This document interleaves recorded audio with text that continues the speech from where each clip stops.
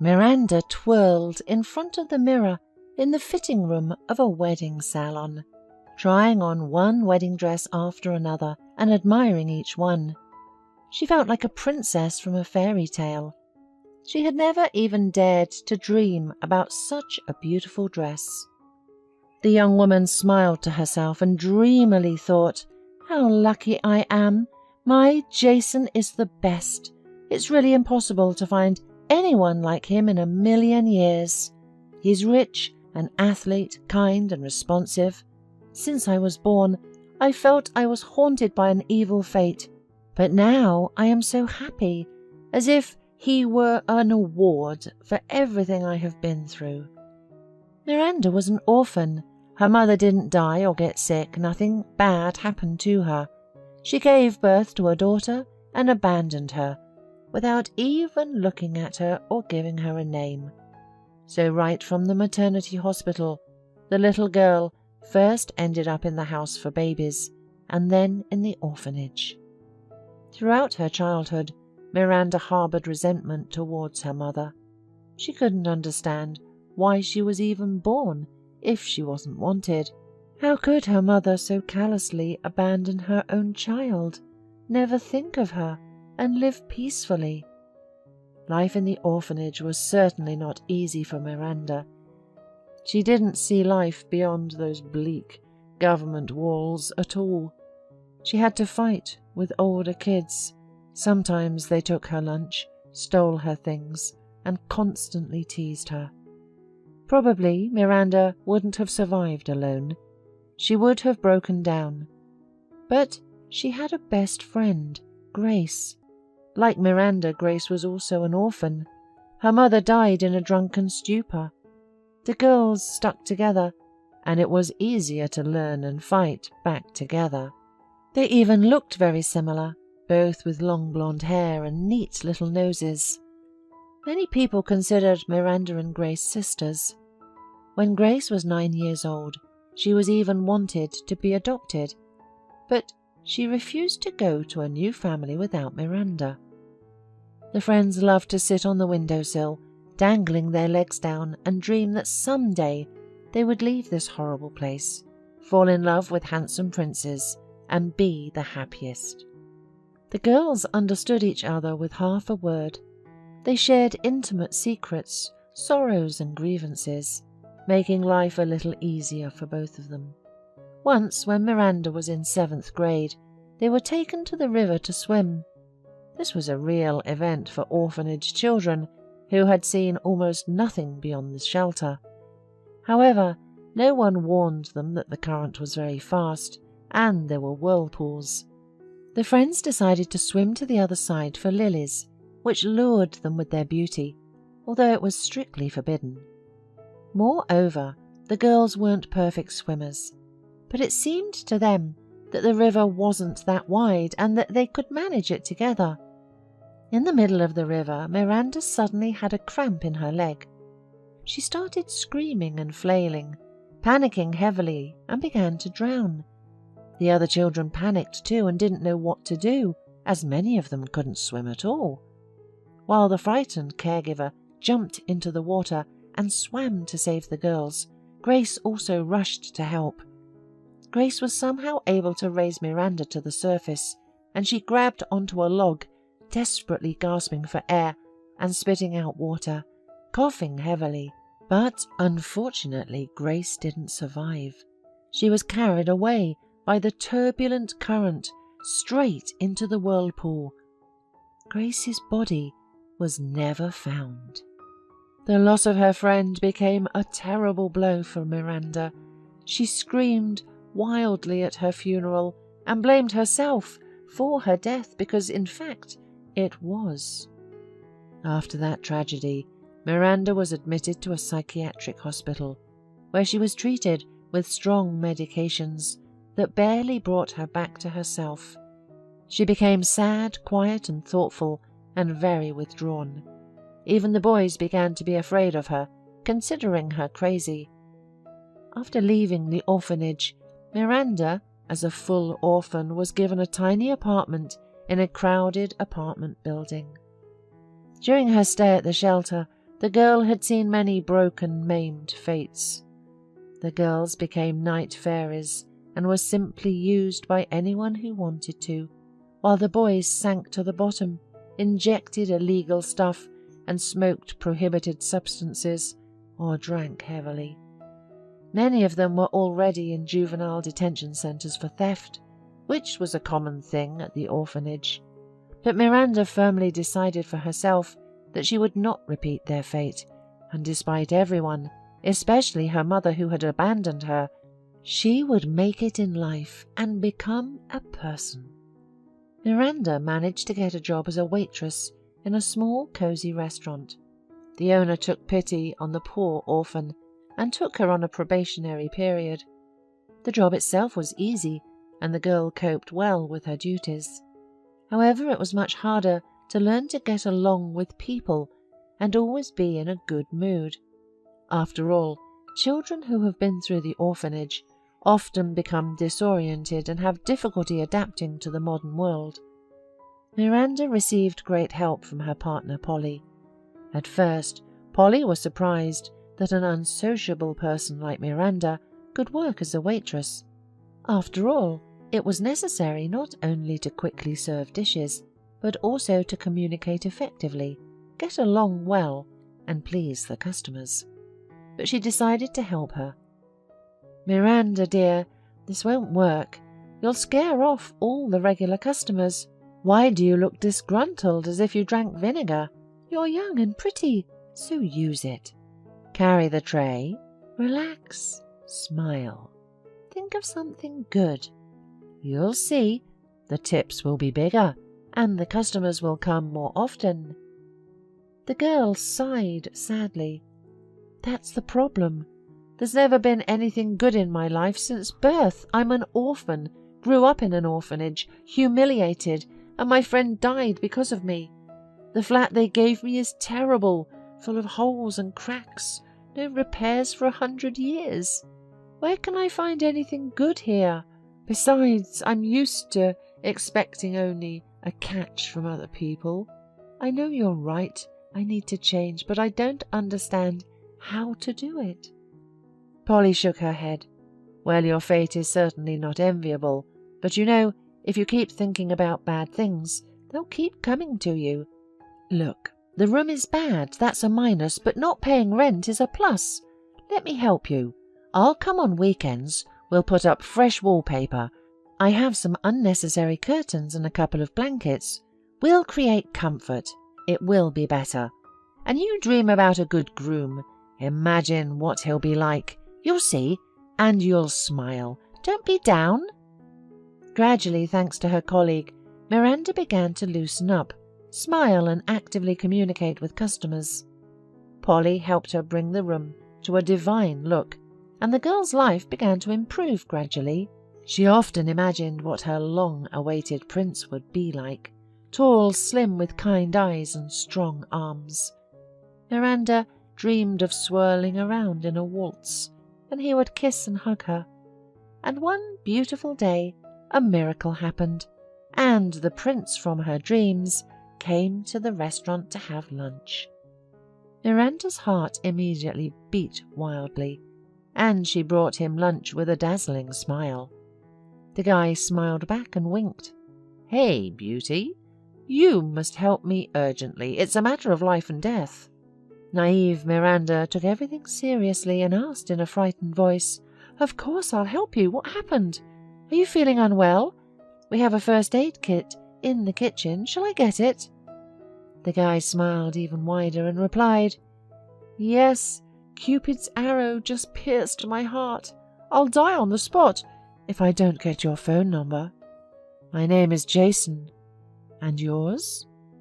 Miranda blushed up to her ears and replied, "I'm Miranda. Very nice to meet you, but why do you need my phone number, if it's not a secret?" Jason honestly answered, "I want to invite you to the movies tonight. Will you come?" So the couple started dating. Jason was very tactful, gallant and gentle. They passionately kissed, walked around the city at night, and couldn't stop talking. Miranda immediately understood for herself. Jason was the one and only for life, because it was so warm, calm and good for them together. At first the girl was a little wild, shy about everything.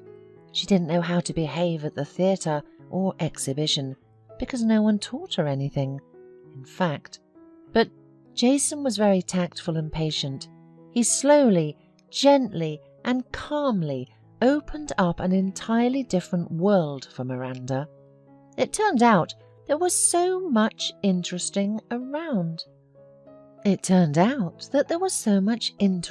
Stuff around. Only one thing worried her. "Jason, what will your parents think of me? A poor orphan without money or education? After all, you're from a family of businessmen. They'll probably be against it." Jason hugged his beloved tighter and encouraged her. "Don't worry, everything will be fine. My father is a man of the world. He started from scratch himself, grew up in a disadvantaged family, achieved everything himself and worked hard. He also took a wife from a simple family, Mum from the village. That's how it is. Dad can't stand all this glamorous crowd and high society. He loves simple and honest people, so you'll definitely please my parents." And it happened. Miranda went to visit them and trembled like an aspen leaf. But from the doorstep she was welcomed warmly and soulfully. To her surprise, the huge house was furnished expensively, with taste, but without excess pomposity. Jason's father was a grey-haired, intelligent man with a neat beard, and his mother was dressed in a simple but elegant suit, and she had a minimum of makeup. There was no false eyelashes or artificial nails in sight. Miranda wanted to do something nice and baked a Napoleon cake herself, but she was afraid that she would be ridiculed, because such rich people were probably used to eating only different delicacies. All in all, the dinner went great. At the end of the evening, Miranda helped Jason's mother clean up and wash dishes, which completely won her heart over. She said, "You will be a good daughter-in-law. You aren't afraid of housework. I respect that. I'm the same way. As you can see, we don't have any servants, even though we could afford it financially. But my husband and I believe that family is a quiet and cozy haven where there is no place for outsiders. The man's job is to earn money and be the provider, and the woman's job is to maintain the warmth of the home, be a homemaker, understand and support her spouse. I see that you are a good, modest girl, and I am at ease with my son being with you. I think we'll get along." After 6 months of courtship and passionate dates, Jason proposed to Miranda. The girl was over the moon with happiness and immediately agreed. And today was the unforgettable and important day. She was getting married. The newlyweds came out of the church, and a gold wedding ring gleamed on their fingers. They got into a fancy white limousine and were about to leave when suddenly a little girl about 7 years old knocked on the car window. She was so thin and poorly dressed that it brought tears to Miranda's eyes.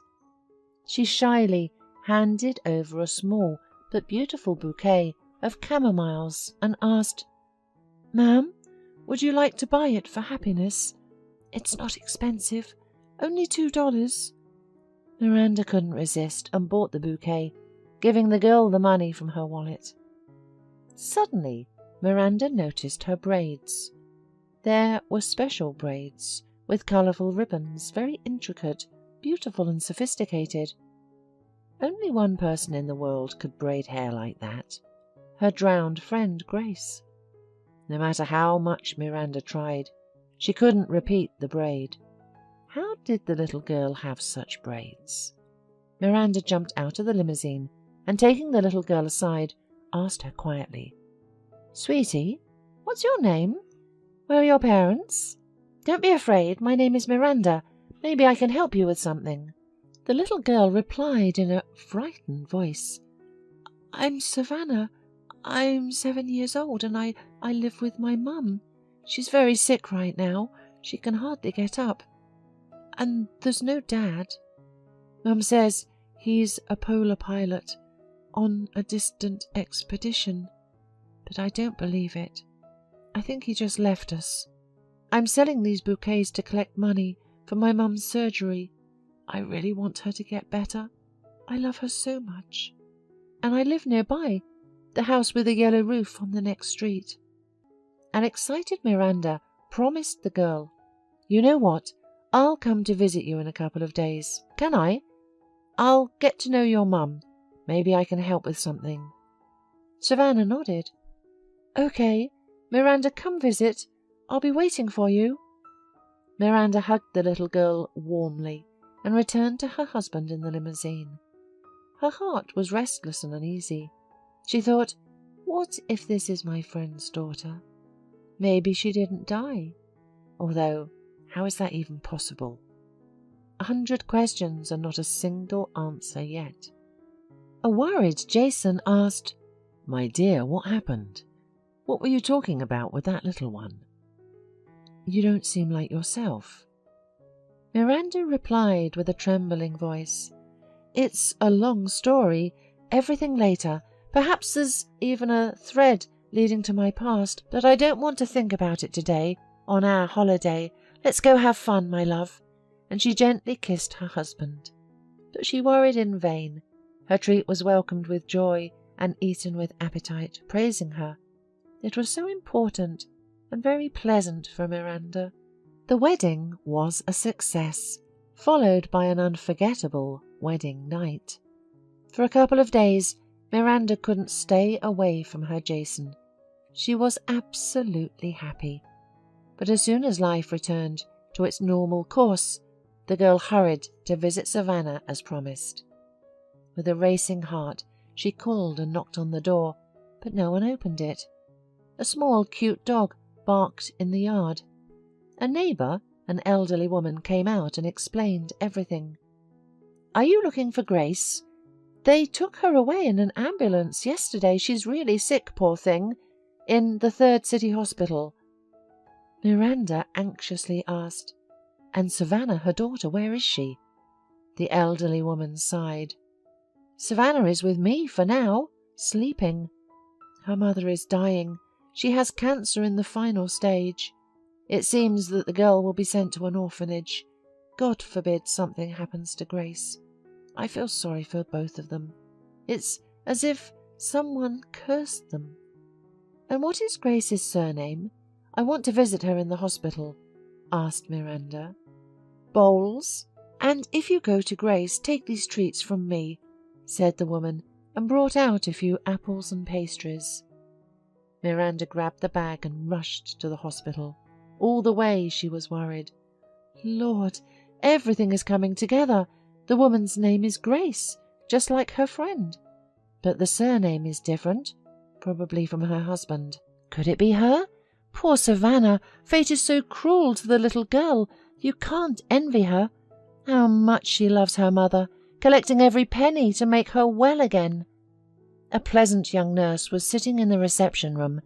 Miranda asked with a trembling voice, "Miss, in which room is Grace Bowles?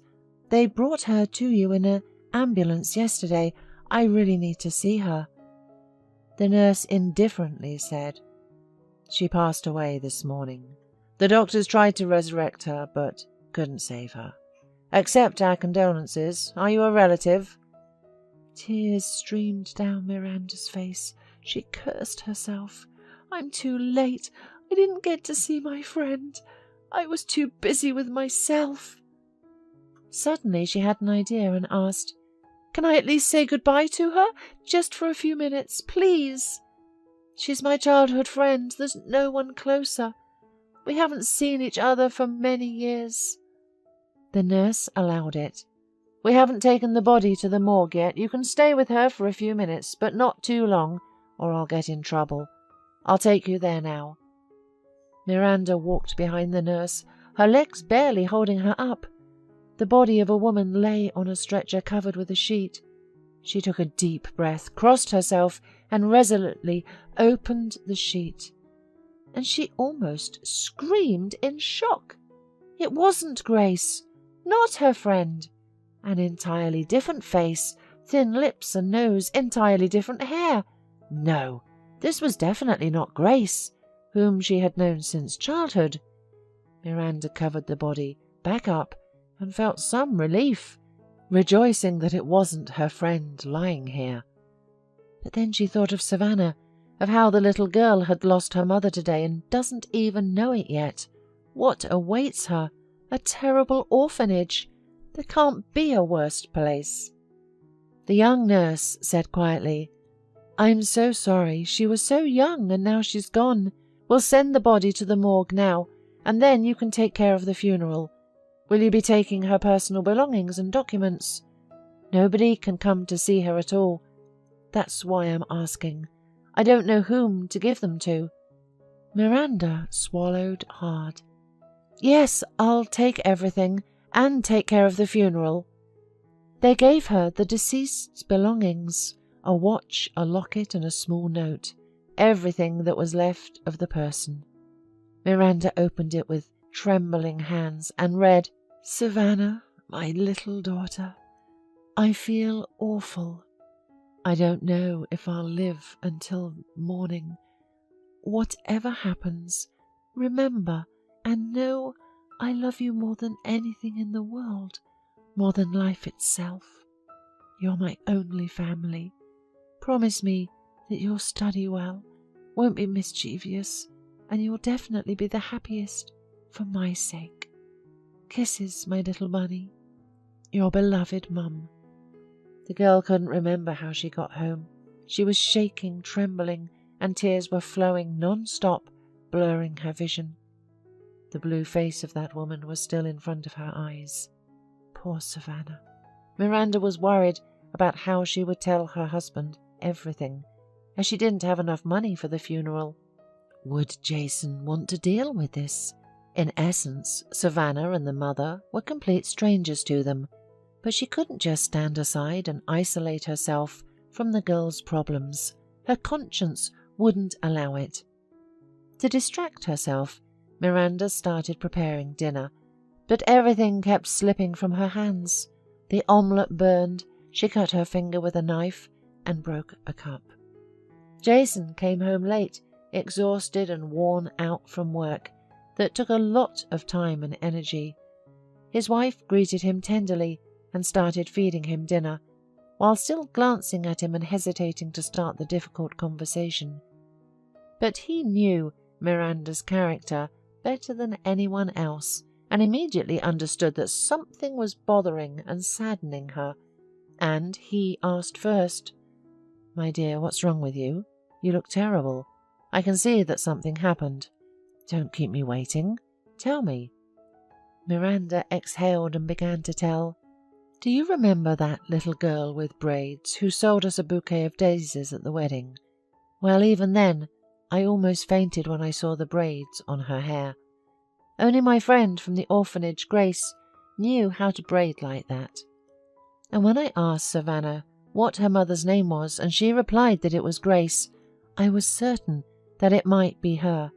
Who knows, maybe she didn't die back then. And remember, I told you that they never found the body. And I promised the girl that I would visit her. So I went there today. It turned out that her mother was suffering from cancer and was in the hospital, and the little girl was staying with an elderly neighbour. I ran there, and you won't believe it. They told me that Grace died this morning. And then I asked the nurse to take a look at the body and say goodbye. I pulled back the sheet, and it wasn't her, not my Grace. Then the nurse asked me who would be taking the body, clothes, and organising the funeral. Apparently they have no relatives. I quickly and emotionally said that I would take care of it. And I didn't consult you, and I feel so sorry for Savannah. She's only 7 years old, such a wonderful girl. What awaits her?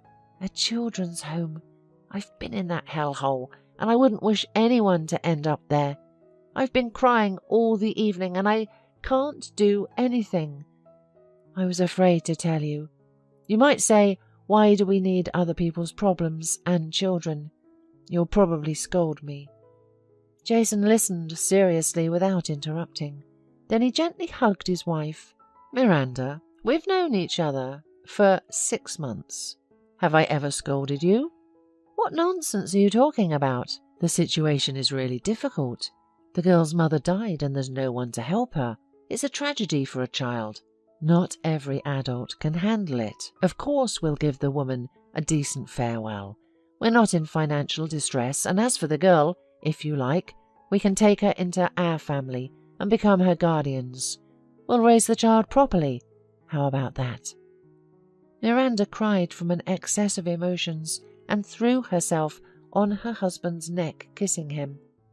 "How much I love you, Jason. You have a huge, kind heart. I'll pick up Savannah tomorrow. You don't mind? Let's help her get through her grief together, and then I'll arrange for the funeral and memorial service. I just don't know how to tell the girl that her mother died. I can't bring myself to do it." Jason advised, "Tell her that her mum was transferred to another hospital for long-term treatment, and she'll stay with us for a while, and we'll see how it goes from there." The very next morning, Miranda went to the neighbor's house and whispered quietly to her on the porch, "Grace died yesterday. I'll take care of the funeral. My husband doesn't mind. The memorial service is at 2 o'clock tomorrow. And one more thing.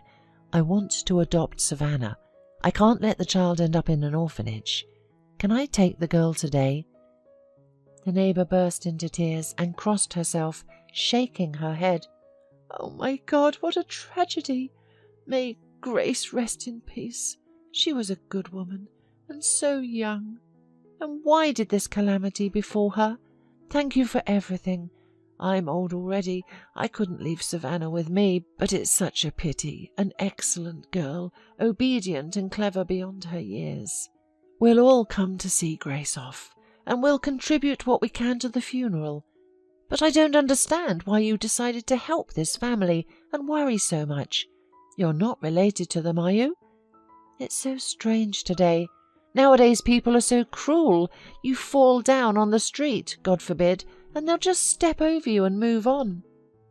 Miranda sighed and replied, "You see, I am an orphan, grew up in an orphanage and suffered a lot there, so I can't let such a wonderful girl as Savannah end up there.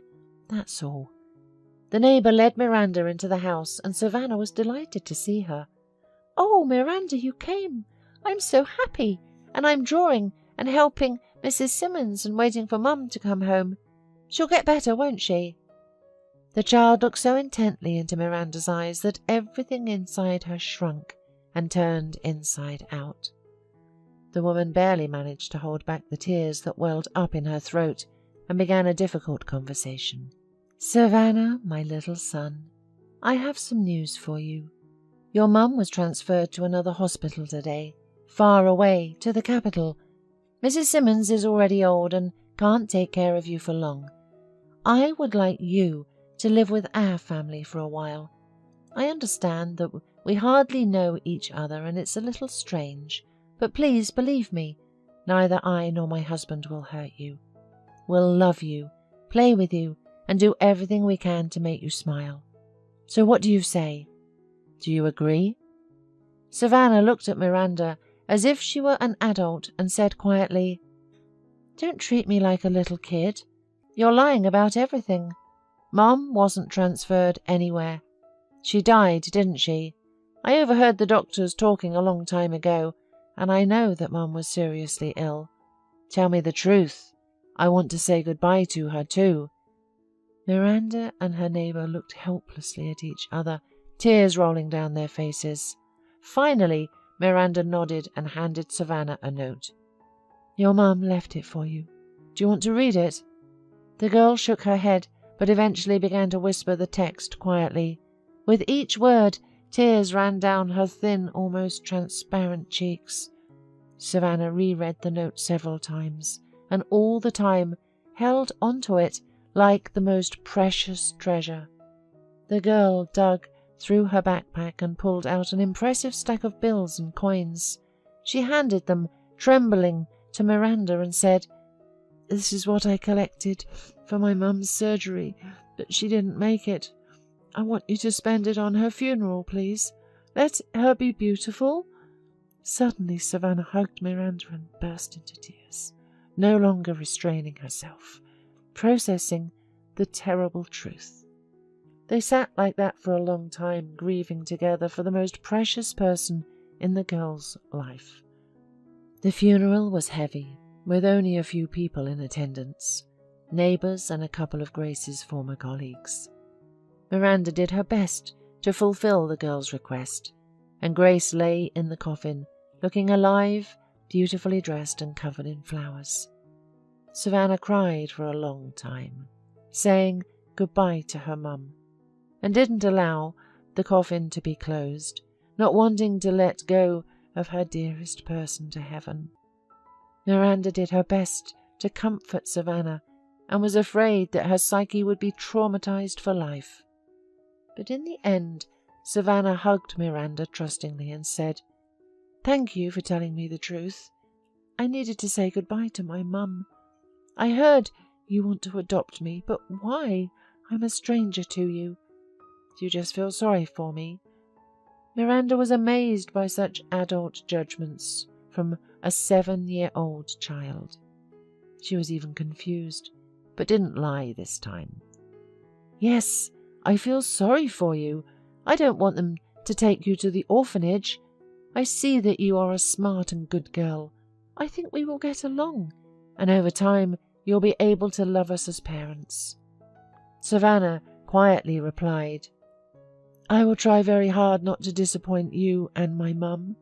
Thank you, Miranda." So, Savannah began to live with Miranda's family.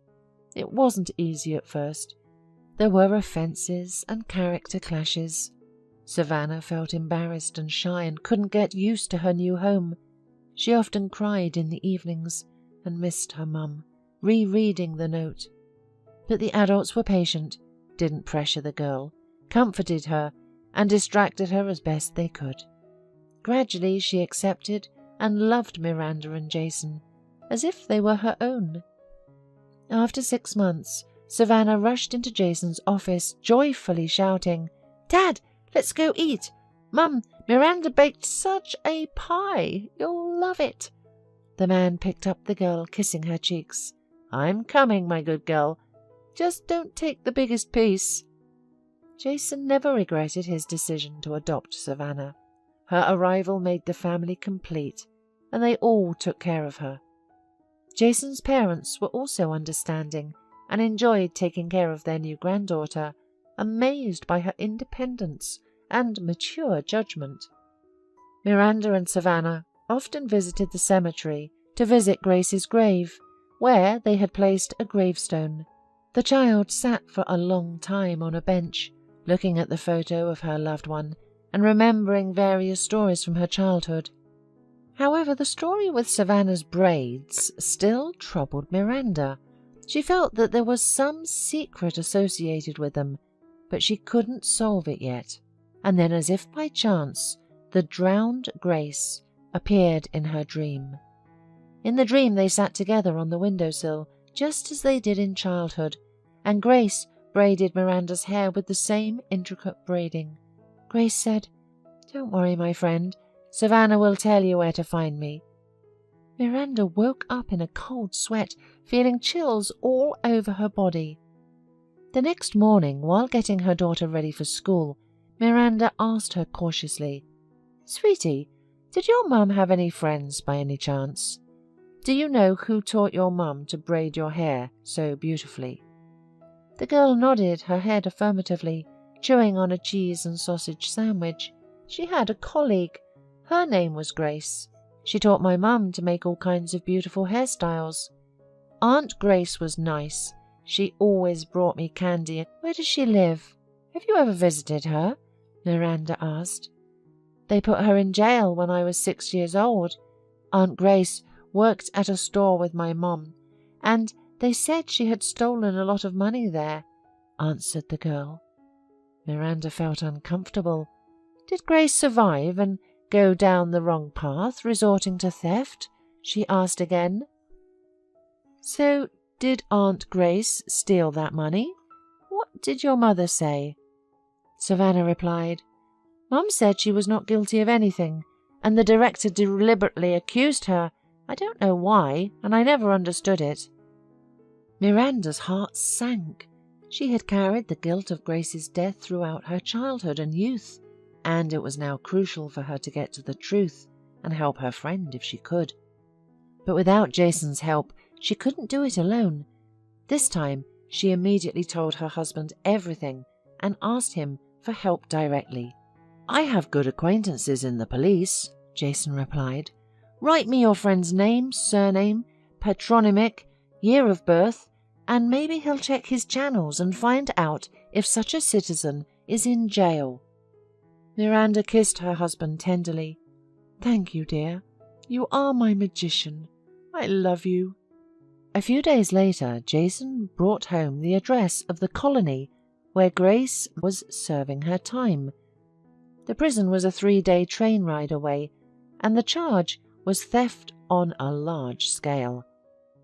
Miranda was trembling with anticipation and disbelief. "Jason, my dear, I must talk to her. Look her in the eye. I just can't believe that Grace is a thief. She couldn't stand theft and injustice in the orphanage. You know, Grace was like a sister to me, even closer. She saved my life. Otherwise I would have been gone long ago."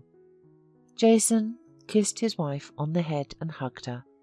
"I anticipated this, so acquaintances promised to arrange a meeting. You'll go talk to your friend and find out everything. If she's innocent, we'll help however we can." Miranda squealed with joy. "My darling, thank you for understanding me." 2 weeks later, Miranda entrusted Mrs. Simmons with looking after Savannah during the day, bringing her home from school and feeding her. Meanwhile, she set out to see her dear friend Grace, whom she thought was dead. "You have 2 hours. Time's up," said the guard, and Miranda finally saw her friend. She barely recognized her in this tortured, emaciated, tall woman. Grace's once cheerful blue eyes were now detached and lifeless. But when Grace saw Miranda in front of her, she immediately recognized her, smiled joyfully, and rushed to hug her. For the first 10 minutes, they just cried and hugged, and then they couldn't stop talking. Miranda was in shock. "Grace, my God, I thought you died then. They declared you drowned. There were funerals. I mourned so much, blamed myself for your death. How happy I am that you are alive. Tell me everything." Grace sighed and began to tell her story. "I couldn't swim out then. I only managed to push you out, and I ran out of strength myself. The current carried me down a kilometre. I must have lost consciousness, because I woke up already at home. I was lying in bed, unable to understand anything. I had a cough. It choked me. I could hardly breathe, and I felt so bad. It turned out that I was saved by an elderly fisherman who resurrected me and brought me to his home. He lived in an almost abandoned village with his wife. Many years ago, their little daughter drowned and they had no more children, so they decided not to give me away. They believed that the Lord sent me to them for comfort in their old age. I was sick for a long time, and they took care of me, treating me with herbs, decoction, steam baths. Gradually, I recovered and stayed with them. They were good, kind people who sincerely loved me, and I gradually got used to them. I helped them in the garden and around the house, and finished rural school. Then I went to the city to find a job. Without education and experience, I couldn't get anywhere, but I managed to find a job in a store. My partner was a good person, also named Grace like me. She taught me everything, and we became friends. But the owner of the store had his eye on me and made repeated hints of intimacy. He was a very unpleasant person, and I refused him. Then Bruce began threatening me, saying that if I didn't become more compliant, he would cause big trouble for me. I should have quit quietly while I still could, but I didn't take his threat seriously, and then, during my shift, all the money for the week disappeared without a trace from the cash register. Bruce called me a thief, called the police, and all that money was found in my bag. But I didn't take it, I swear. You know me. I won't take what belongs to others. I was sentenced to 2 years in court. It was such a blow to me, such a shame. I was shamelessly slandered. No matter how much I protested my innocence, no one was listening to me. Bruce simply framed me, but I couldn't prove it. I've already served a year for nothing, but I'm losing strength. I'm so apathetic I don't even want to live. This place is such a hell that life in an orphanage seems sweeter than honey. What's next? Who will need me with the stigma of a prisoner for life? And the most annoying thing is that one worthless scoundrel ruined my whole life and got away with it. He lives his life while I suffer. Miranda couldn't take it and started crying, hugging her friend again. Grace, don't talk like that. I need you. Aren't we sisters? We can review the case, reduce the sentence. I won't abandon you. I'll support you. Don't even dare to be melancholic. You're not alone now. I'll ask Jason to help again. He's a golden husband. He won't refuse. Grace suddenly asked, "Thank you, my friend, but how did you even find me?" Miranda laughed and replied, "Your braids helped me. I had just gotten married when a little girl named Savannah sold me a bouquet of daisies. Her mother's name was Grace, and I saw the braiding in her hair. It hit me like a bolt of lightning. Only you could braid like that, no one else. At first, I thought you were her mother, but I was wrong. Unfortunately, the woman died of cancer. I adopted Savannah, but your braids were still bothering me, so I slowly asked the little girl if her mother had any friends, and that's how I found out about you. Savannah told me you worked with her mother in a store, and then you were sent to prison. I never doubted for a minute that you were innocent because I know your character well, and I know that no matter how difficult things get, you wouldn't steal. So I asked my husband through his acquaintances to find out where you were serving your sentence. He understood everything and even arranged a meeting for us." Grace was shocked and burst into tears, saying, "My poor colleague, I feel so sorry for her, such a young and good woman. You are great for not abandoning her daughter. I remember her well. I loved playing with her, and your husband seems to be a good man, since he agreed to raise someone else's child as his own. I am happy for you, Miranda, that your fate turned out well, unlike mine. I'm poor, I don't have love nor a normal life, and it seems like it will never happen." Grace started crying again on her best friend's shoulder. Miranda comforted her. "Come on, what are you talking about? You're still young. When you get out, I'll help you. Everything will be fine, you'll see. You need to believe in good things, and don't think about revenge. Fate will punish that scoundrel. Bruce, anyway, you'll see. Just hold out a little longer, and I'll definitely get you out of here." They said warm goodbyes, and Miranda went home determined to help Grace no matter what. And once again, loyal knight Jason did not disappoint. Grace's case was reviewed, and it turned out that she was not the first person that Bruce had framed. There were other victims who refused to be near the shady businessman. They also managed to find the elderly cleaner who had accidentally seen Bruce putting money in Grace's purse. The elderly woman was afraid of losing her job at the time and kept quiet, but the lawyer managed to persuade her to testify against Bruce, especially since she was already retired and had nothing to lose. After a second hearing, the woman was acquitted and released early, and her conviction was annulled. It was the happiest day in the lives of both girlfriends. Miranda prepared a warm welcome for Grace. Savannah was also thrilled, expressing her love for the guest by showing her collection of Smurfs and talking about her successes at school. Grace was given a huge bath towel and a lavender-scented terry robe by her friend, then taken to the shower and shown her room. The poor woman spent an hour washing away all her troubles and misfortunes in hot water, and could not be happier. When her head touched the silk pillow, the woman immediately fell into a sweet, peaceful sleep. She had never slept like this during her long stay in the walls of the jail. Grace was incredibly grateful to Miranda for finding her, supporting her, bringing her into the family, and welcoming her so warmly. Watching how Miranda and Jason loved and respected each other with Jason, and how easy and cozy their family atmosphere was, Grace sighed dreamily. If only I could meet such a golden man who would love, cherish, and pamper me. Jason took Savannah into his company as a manager and rented a small cozy apartment for her not far from their house. The woman was incredibly grateful to Miranda and her family for their help and support during the most difficult moment of her life. Soon, Grace's personal life improved. At work, she met Stephen, who worked as a programmer in the same office.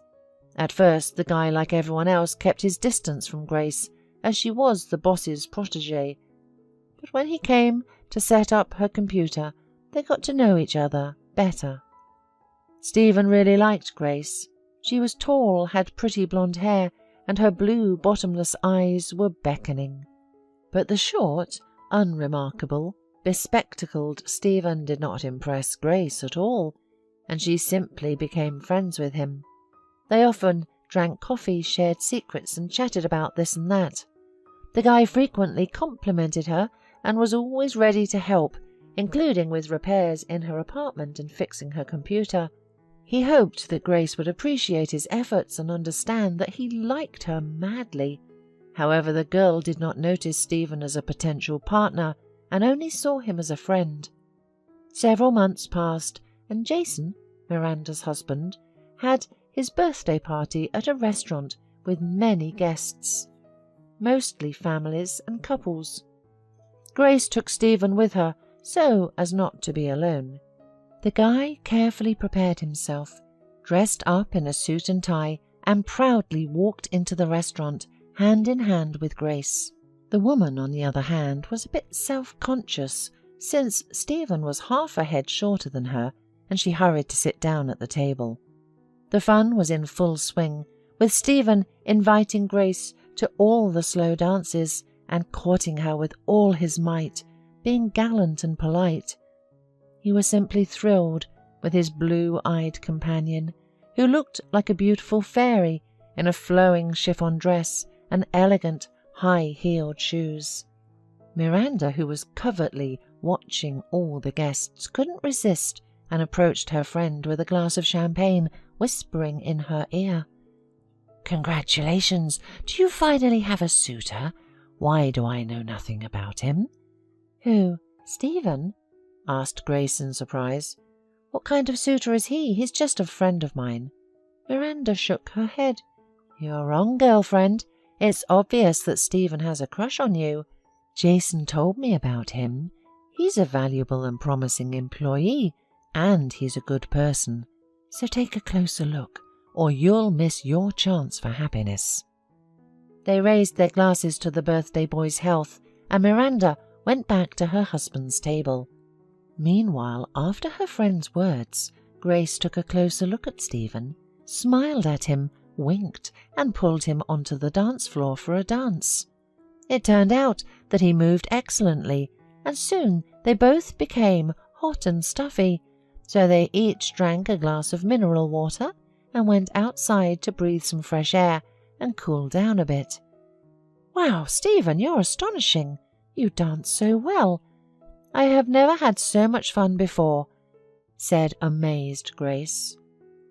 The man had already had quite a bit to drink, so he became bold and suddenly pulled Grace towards him and kissed her eagerly. "Not only can I dance well, but I also know how to cook and give massages. So marry me, Grace. I'll be the most faithful and devoted. I can't live without you. You're like an obsession, like a star in the sky. You settled in my heart from the first moment I saw you.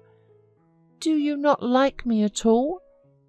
Grace was stunned. Her head was spinning. She didn't even suspect that the man was in love with her. It was incredibly pleasant for her, and she decisively replied, "Kiss me again, otherwise I'm uncertain if I understood everything correctly." Stephen, overjoyed, scooped the girl up in his arms, and they started kissing passionately. Then, to dispel the last doubts, Grace asked a delicate and important question. "What if I tell you that I'm a former inmate?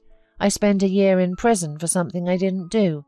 I'm also an orphan with no family or kin. Do you still love me? Also, I'm not sure if I can have a baby for you.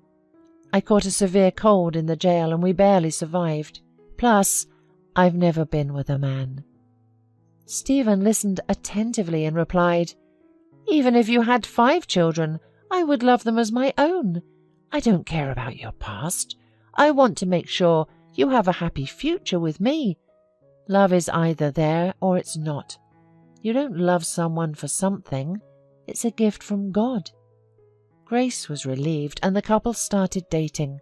Stephen enveloped her with such care, love, tenderness, and affection that she quickly forgot about his glasses and short stature, and saw in him the best, most beloved and reliable man in the world.